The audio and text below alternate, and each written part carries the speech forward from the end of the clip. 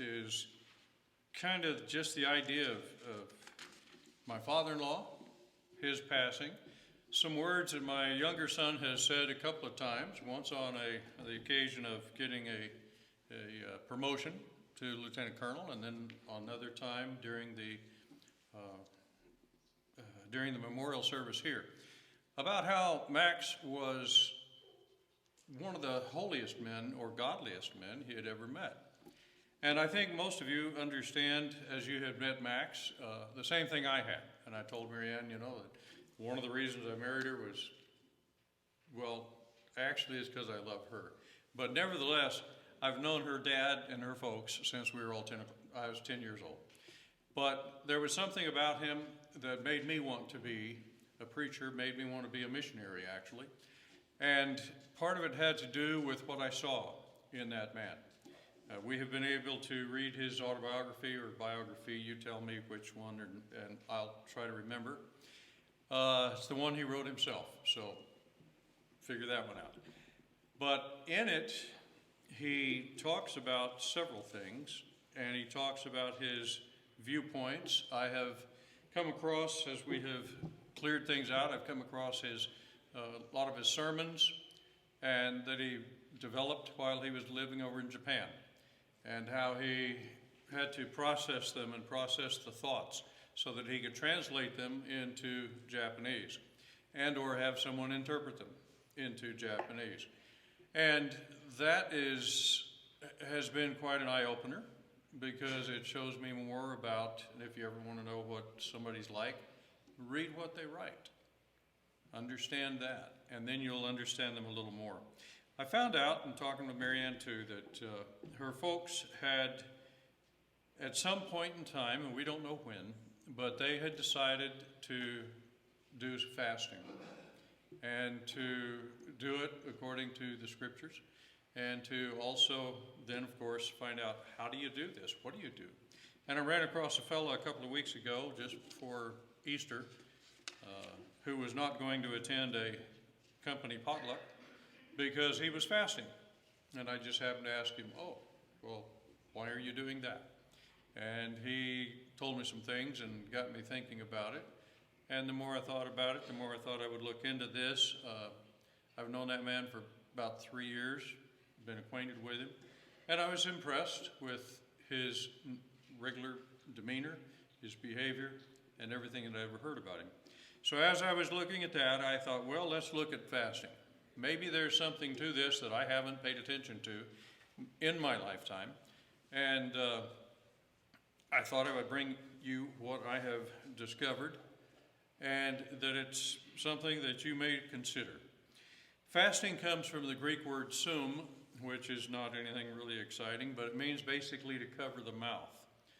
So if we were to be coughing or something like that, we would sum, actually, and cover our mouth, so that we don't take anything out, but so we don't take anything in, which also leads your mind to God, to Jesus, talking about what defileth a person. Does it something that comes in their mouth, or is something that comes out of their heart? So you kind of wind these around a little bit together.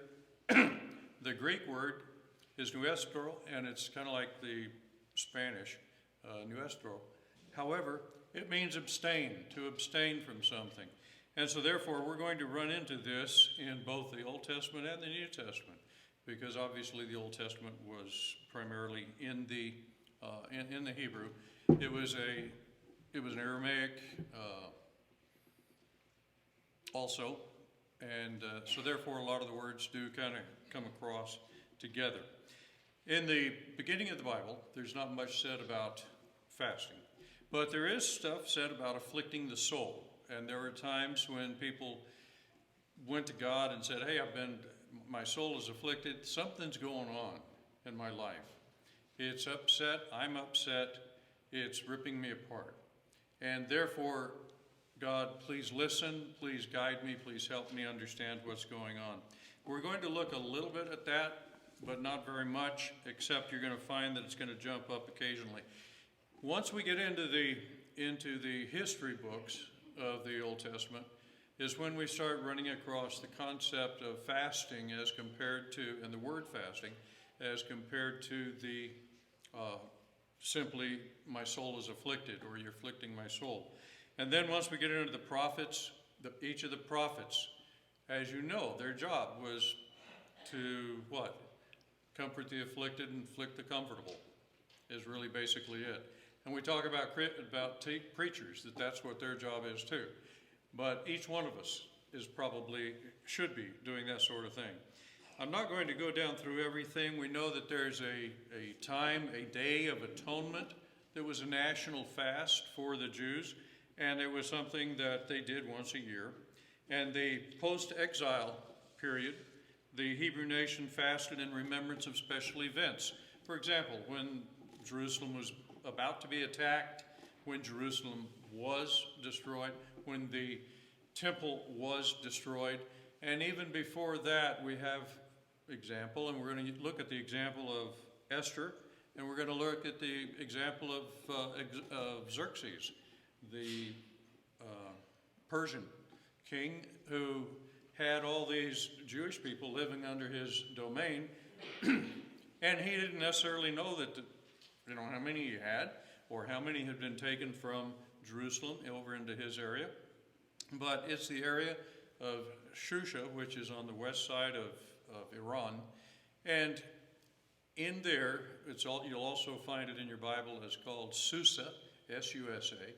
But by that time, by the time that Esther was around, by the time Daniel was around, by the time those folks were around, the word fast was something that they all understood, and they all did.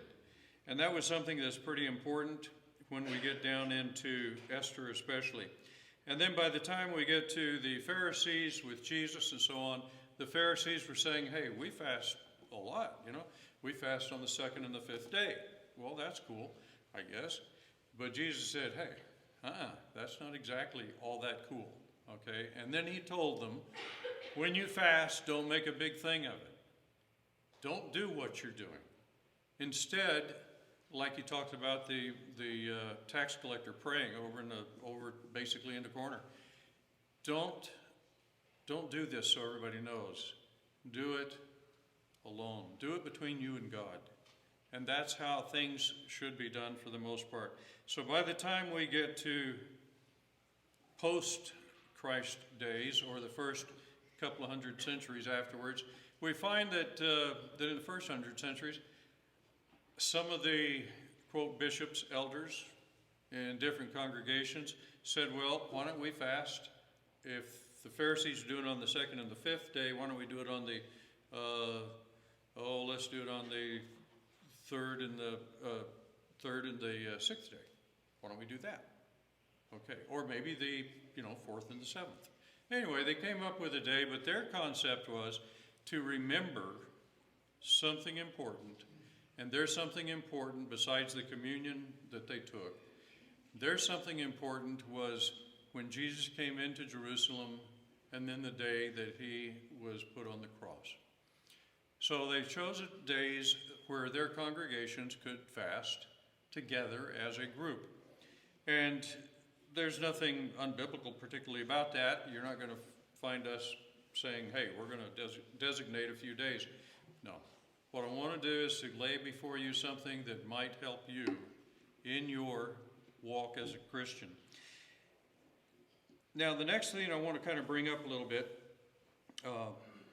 is basically when there's fasting, there's generally praying. Now, a lot of people probably are not sure what either of those is about unless you've done some studying about it. We've all prayed. We know how to pray. We know why we're to pray. But there are an awful lot of folks out here that don't know how to pray. All they think of when they think, oh, let's pray, is if they might just spit out the sample prayer that Jesus gave to his disciples, but they're not going to know what this is really all about. Fasting was the idea of getting humble, becoming humbled before God. And it could be done either like tonight, after we finish here, don't eat anything else till tomorrow night. That would be a typical fast that an individual might do or that an entire nation might do. Then there are other fasts where people took 2 or 3 or 4 days. Jesus, we know, what? After his baptism, in order to fulfill all righteousness, what did he do? He went up into the desert, up into the high country. And then up there, he fasted for 40 days. Now, obviously things that, if you've got a medical condition and stuff like that, you would talk to your doctor about that before you try doing much fasting. But we could all do some fasting, and that would probably be good. As we do that, we'll be getting closer and closer to promoting faith and to promoting good works.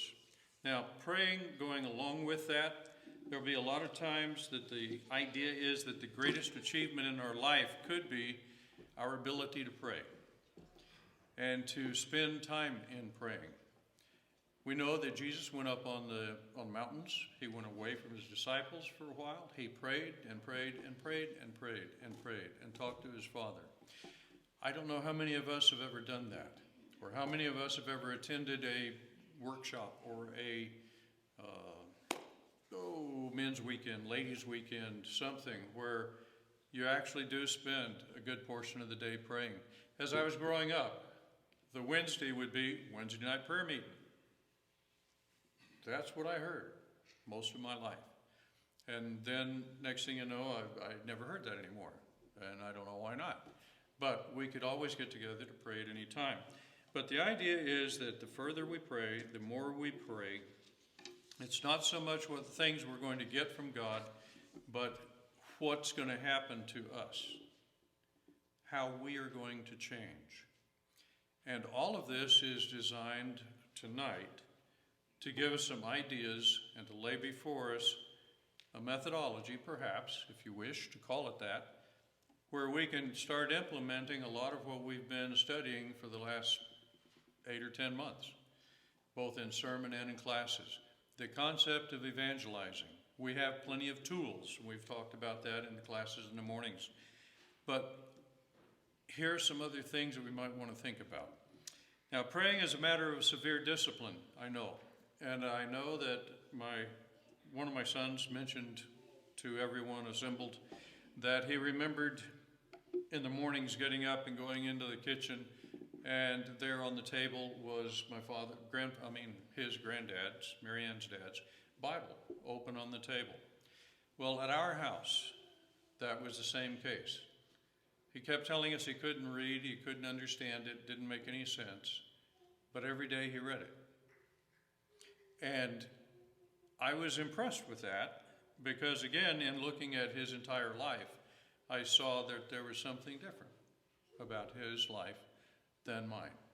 Now, true, I have a totally different upbringing, but nevertheless, I can change. And as I looked at this, one of the readers or writers considered the concept that prayer could be an agonizing concentration. And you can take that for whatever you want to take it as, but have you ever been so agonized, so focused on whatever the problem is that you, like Jesus, might have felt like you could drop sweat, so you could sweat drops of blood almost? Have you been that deep in agony over something? And are you fasting about it and yet praying about it? Maybe the two could go together. And we're going to get here in a moment into what the Jews were thinking back a long time ago. And then what God told Isaiah to talk to him about. The last thing I'd like to kind of bring up that's kind of off-center a little bit is sackcloth. You've heard of fasting and sackcloth and ashes. Maybe you think of Job. Maybe you think of of most of the prophets. One of the ways that the person was known to be a prophet, perhaps, was wearing sackcloth over all his other garb. Okay? Sometimes it was simply that somebody was wearing sackcloth and put ashes all over their head, or like Job at one time, sitting in ashes. Other people did that. Think of, and it comes from a couple of words that I thought were kind of interesting. Very simple. Hebrew, it's a sack. S-A-Q. Okay, that's pretty easy, and you can throw a little symbol above the A to make it sound like a sack. And then, of course, the Greeks, they had to do just a little bit different, sakos. So Sakos or Sakos, but Sakos. And basically that was considered to be a mesh. Now, as we look at it, then, where did they get this thing?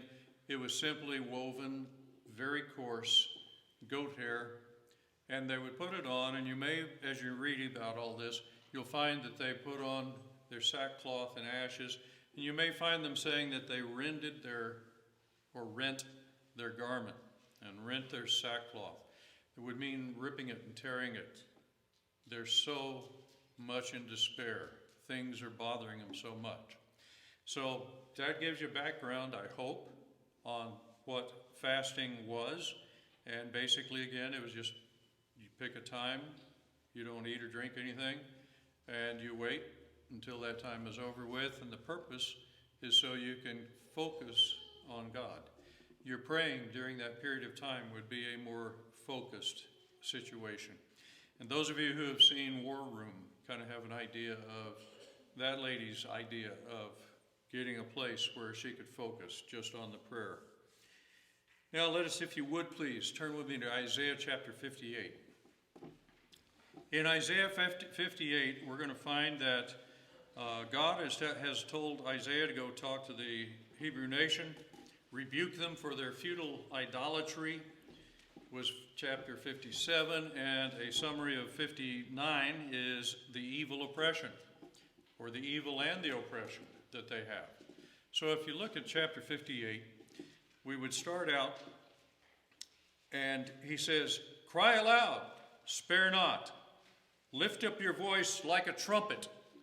The concept being a royal trumpet. And when a trumpeter would, of course, sound the trumpet, what would that do? That would tell everybody something special, something important is about to be said. And if it's a royal trumpet, then obviously the king is about to speak, and we need to be listening. God goes on, or Isaiah goes on, he says, "Tell my people their transgression, and the house of Jacob their sins. Yet they seek me daily, and delight to know my ways, as if a nation that did righteousness."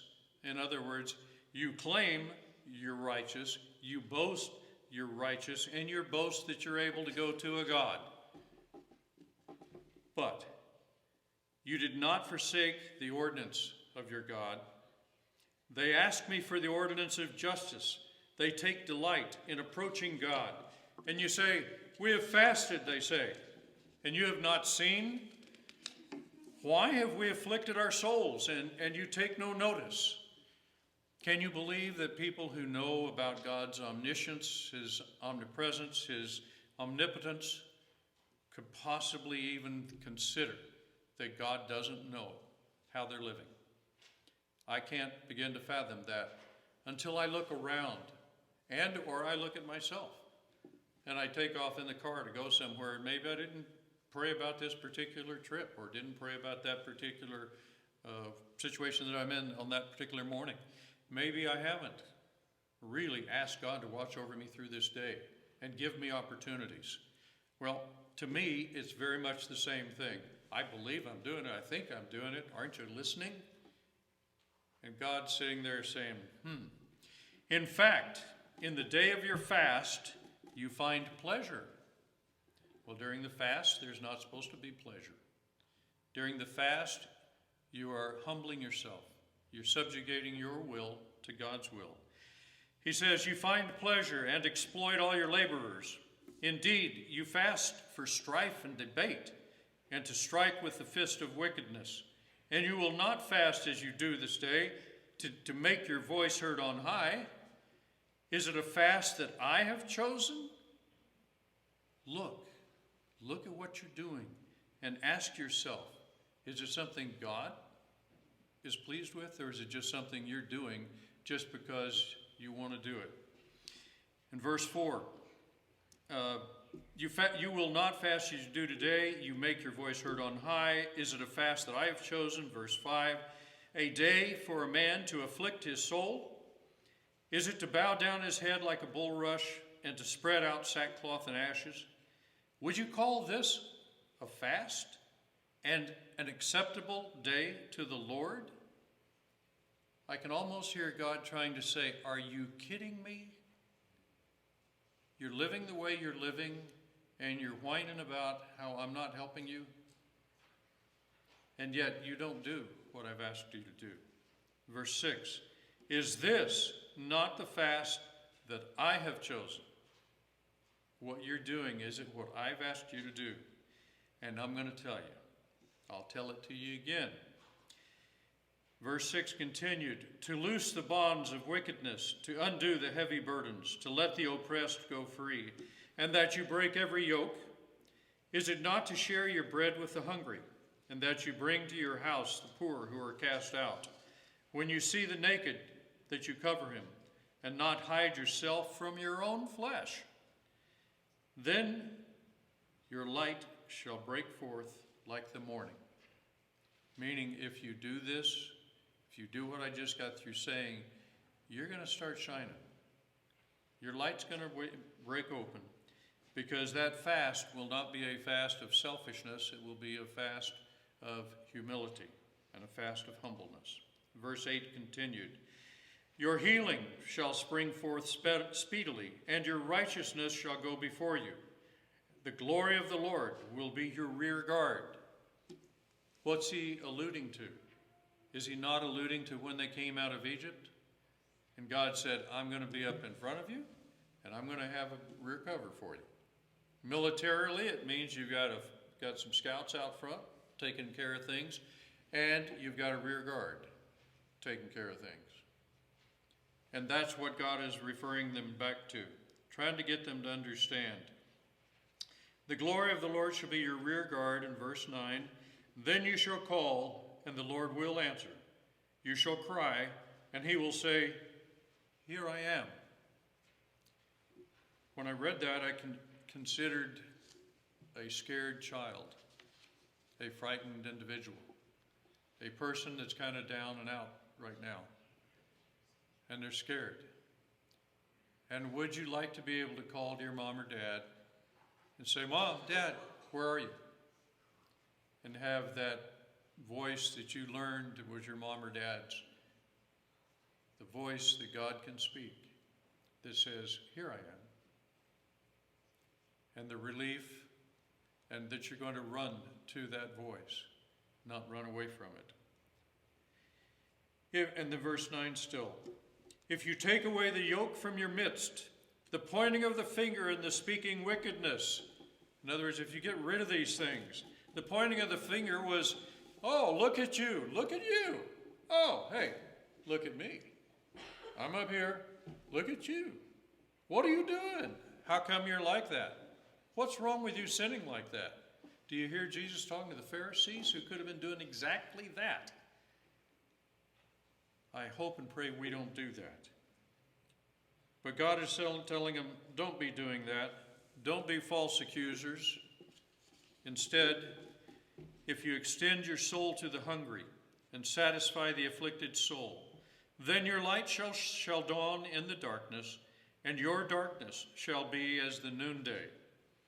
And you can wander back and forth between verse 9 and verse 8 and 4 and 10. They have similar allusions as you read through here. The Lord will guide you continually and satisfy your soul in drought and strengthen your bones. You shall be like a watered garden, like a spring of water whose waters do not fail. Those from among you shall build the old waste places. You shall rise up the foundations of many generations, and you shall be called the repairer of the breach, the restorer of streets to dwell in. Again, remember, he's talking to people who are accustomed to have been taken out of Jerusalem and attacked by other people. And a breach in the wall simply meant, just like if those two doors opened up right there and we were trying to keep everybody out, that's a breach. That's the way in for the enemies. And that's what God is talking about, his people going back and doing these. And he says in 13, he says, if you turn away your foot from the Sabbath, and you'll find that reflected in Samuel and also in Mark. If you do that from doing your pleasure on my holy day, and that's contrasting the Sabbath. You're turning your foot away on the Sabbath. It's my holy day if you'll do what I've asked you to do. life will be better. I will listen and I will help you. I'm pretty sure that's what's coming. And call the Sabbath a delight, the holy day of the Lord honorable, and shall honor him, not doing your own ways, nor finding your own pleasure, nor speaking your own words. Then you shall delight yourself in the Lord. And I will cause you to ride on the high hills of the earth, and feed you with the heritage of Jacob your father. The mouth of the Lord has spoken. In reading that, I tried to emphasize a few things. I hope it didn't disrupt it too much for you. But I'd like for you now to turn to Esther 8:21 to 23. Ezra 8:21 through 23. The families who returned from the Babylonian captivity are there to rebuild the temple. Now, if you remember the story, the narrative, they're trying to rebuild the temple both inside Israel and outside of Israel. There are folks that aren't going to want this to happen. But they have the king of the Persian government helping them. They've got Xerxes, they've got Cyrus, later on Daniel with Darius. They've got these guys whose kingdoms run from India to the Mediterranean. I mean, they're all over the place. And over to Egypt, and all the way up into Turkey, and probably even the Black Sea area, even beyond Turkey.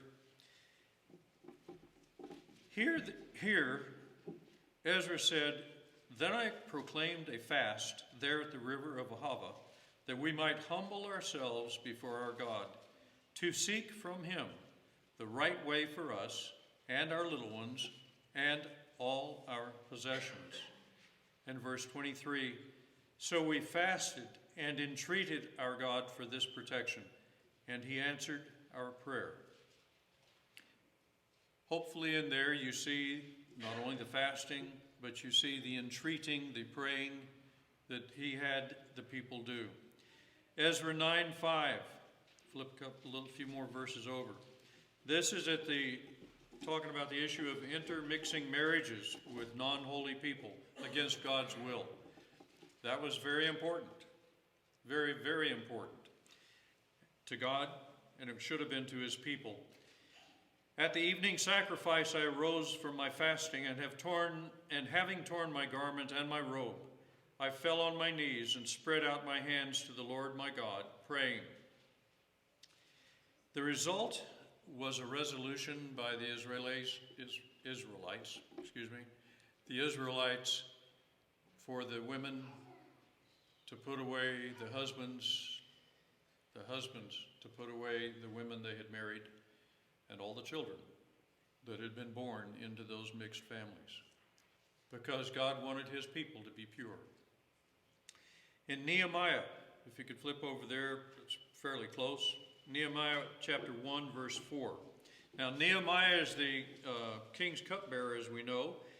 He prayed for forgiveness of sin. Then he asked the king if he could have some money to go help rebuild Jerusalem. The king complied because of the good hand of Nehemiah's God on Nehemiah.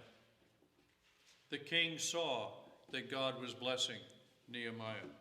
So he said, "Yes, I think that's a good idea. Let's go do it."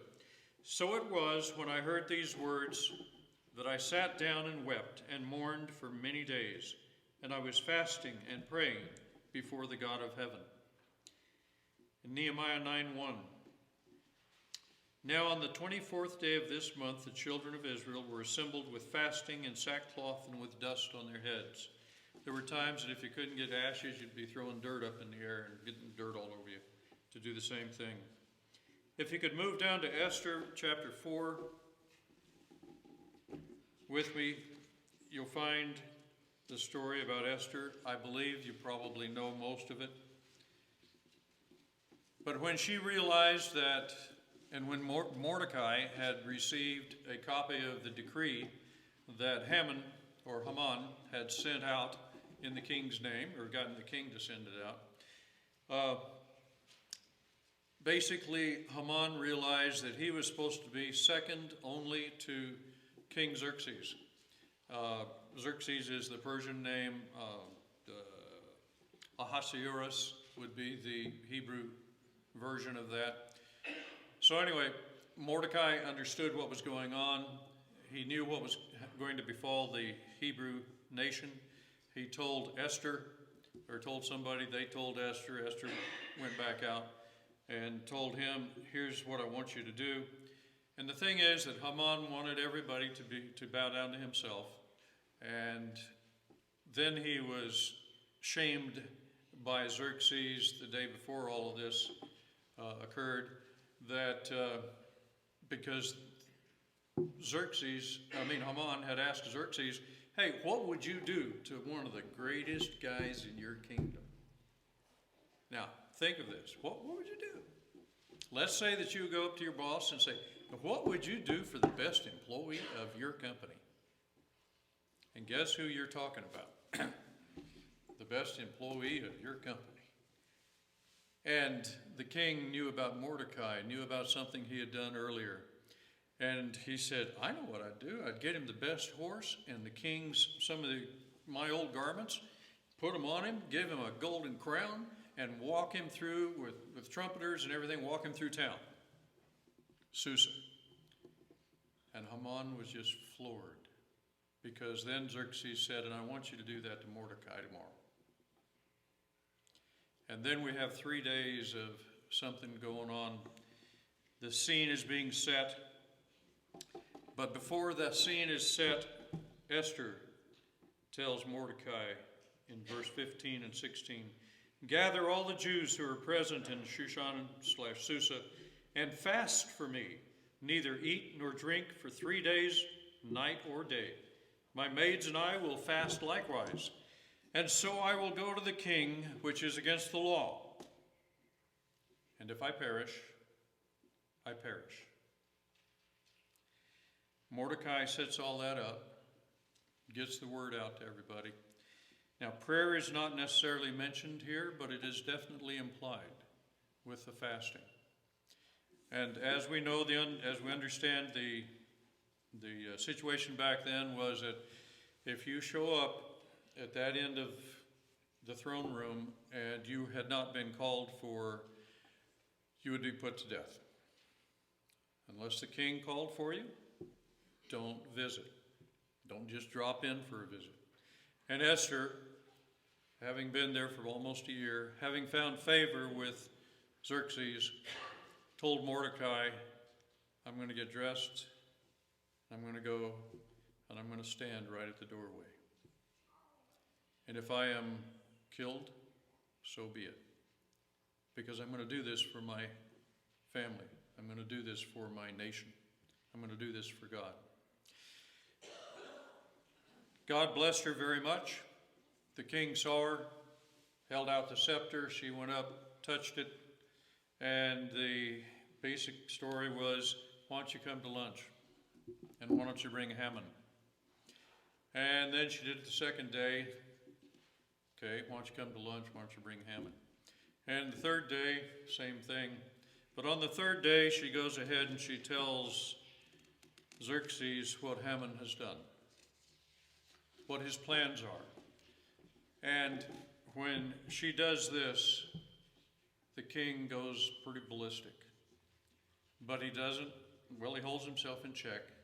But when he comes back to talk to her, comes back to Haman, he finds that Haman is sitting on the recliner that the queen is reclining on. Whether or not Haman really thought that, whether or not Xerxes really thought that Haman was trying to pick up his wife, I don't know. But he does say something, and one of the guards, one of the eunuchs there, threw a bag over Haman's head and hauled him out. And informed the king that Haman has built a 75-foot scaffold next to Haman's house for the purpose of hanging Mordecai. And the king says, yeah, it's a great idea. Except we're not going to hang Mordecai, we're going to hang Haman. And after this happened, or while this was going on, Esther had asked Xerxes for permission for the Jews to actually defend themselves. And when she got the permission, that was put out all over the kingdom, and the Jews then knew that they could in fact fight. The fight ended up being where about 75,000 of the king's men or countrymen were killed. And on the next day, the guys in Susa went ahead to defend themselves and killed about 300 people of the king's men.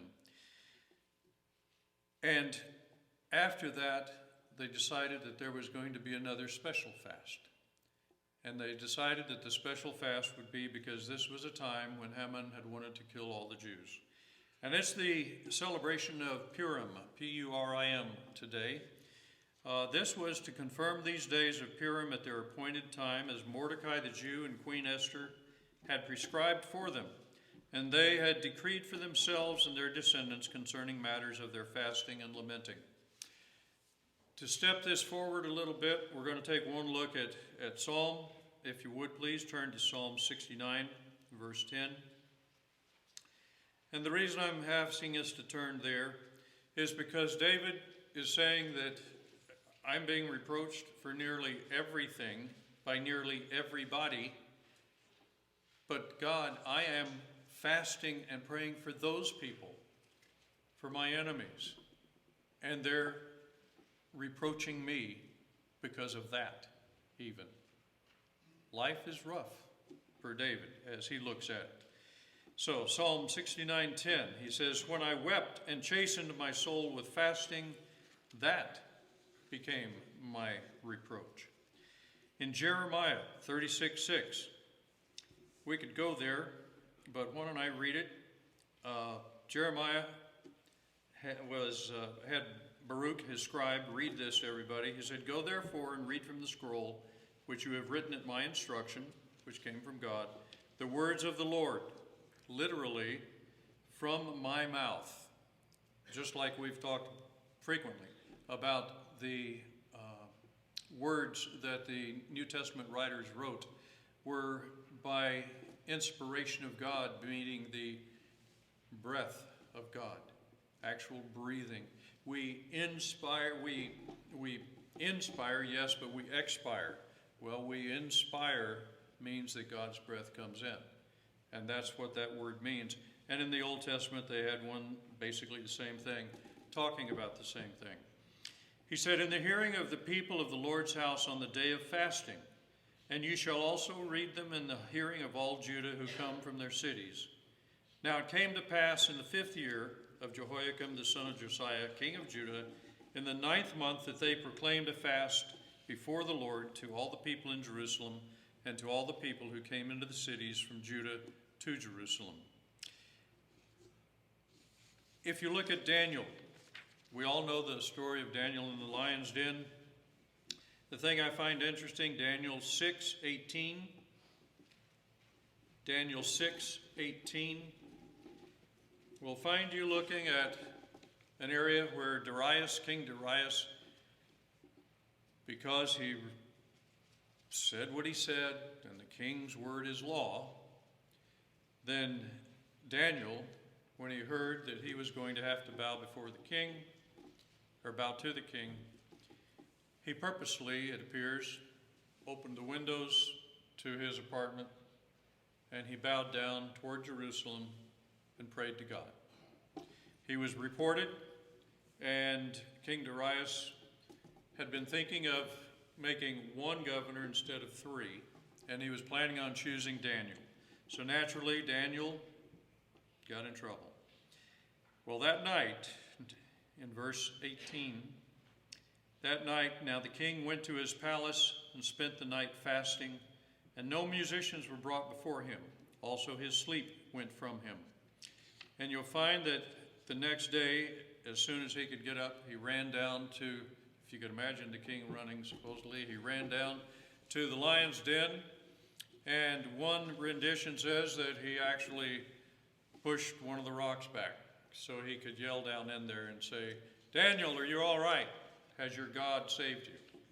And it's very interesting that Darius had told Daniel ahead of time that your God will take care of you. But Darius was still worried. But he fasted, prayers and supplications in Daniel 9:3. Daniel 10:23 had a 3-week fasting. If you'll read that, please, with me. Daniel 10:23. In those days, I, Daniel, was mourning 3 whole weeks. I ate no pleasant bread, neither came flesh nor wine into my mouth. Neither did I anoint myself at all, till all 3 whole weeks were fulfilled. I'll leave some of the more of this for you to do your own research on. It's very easy to do research. All you have to do is start looking up the words that you're dealing with, and then going and finding the scriptures. We know that Jesus fasted for 40 days and nights, and then Satan came to him to try to tempt him. So it could be that if you fasted very long, that could happen to you too, in a stronger way. Pharisees were trying to trap Jesus and said, hey, all the rest of us are fasting. Why aren't your disciples fasting? And Jesus simply said, they don't fast while I'm with them. The time will come when the bridegroom will be taken from them. My question would be, did that mean while he's in the tomb or after he had ascended? Then they will fast.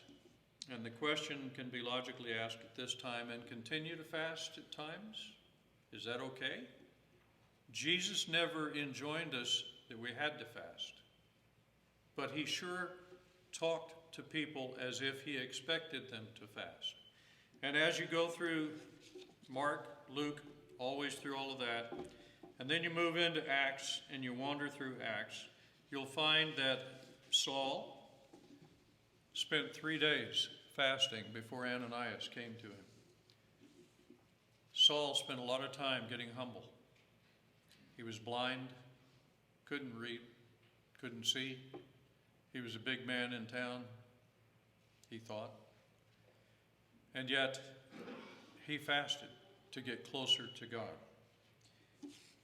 The people that I have read who have practiced fasting say that it is something that does take practice. It's between you and God. It's something that each of these have said they grew from more than the praying that we normally ask you to do and that we do. So I'm laying this out to you tonight with the idea that perhaps you might want to read a little more on it. You might want to consider fasting. You might want to consider that in conjunction with your prayers. I don't know if anyone here is not a Christian, but I can tell you that if you're not, you're missing out on a very good life. There are a lot of things else that you're missing out on that aren't good, but you're missing out on a good life.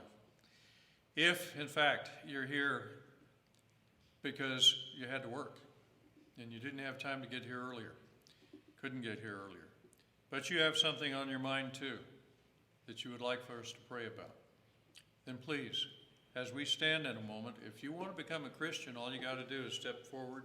We'll help you do that. If you want prayers from the congregation, step forward. We'll help you do that. And if you want to think about fasting as an adjunct to your prayer life, as an adjunct to your Christian life, I think I can say from people that I know that it's something that, again, not necessarily changes everybody else, but it can change you. So please step forward as we sing tonight.